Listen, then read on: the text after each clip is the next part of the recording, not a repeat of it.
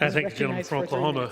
Madam Speaker, you can imagine my surprise this morning checking the email and the Health 202, an email put out by the Washington Post, for crying out loud. And here's the headline: Democrats are putting a political pothole in the way of bipartisan drug pricing bills. They go on to say that Obamacare battles threaten even the most bipartisan health care efforts on Capitol Hill. What a strange turn of events. So here we have a rule today that will allow a bill to be brought to the floor where the Democrats are using bipartisan drug pricing bills to pay for partisan politics. Look, I'm on the Energy and Commerce Committee as well as the Rules Committee, so I'm on the oldest and second oldest committees in the United States House of Representatives.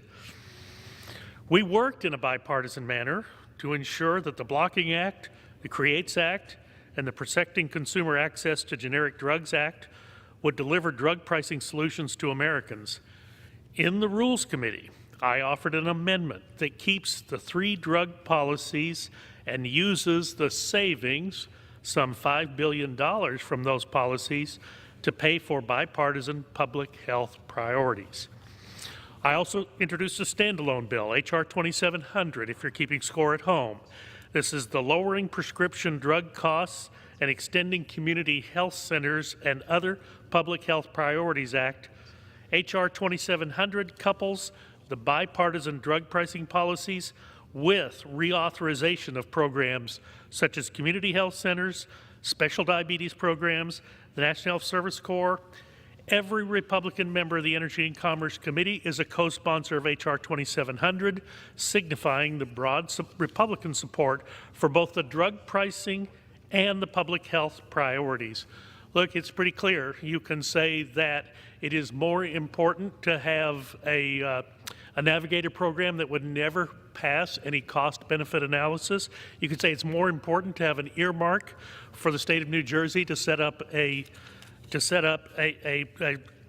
Obamacare exchange, or you can say it's more important to reauthorize community health centers. Look, reauthorizations are tough.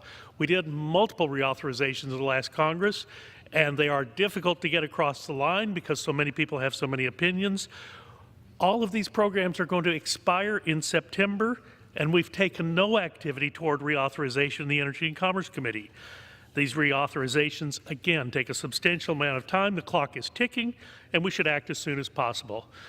Unfortunately, that amendment was not made in order, but I do encourage members to look at H.R. 2700, a good bill. And for this morning, I think the Washington Post had it right. I yield back.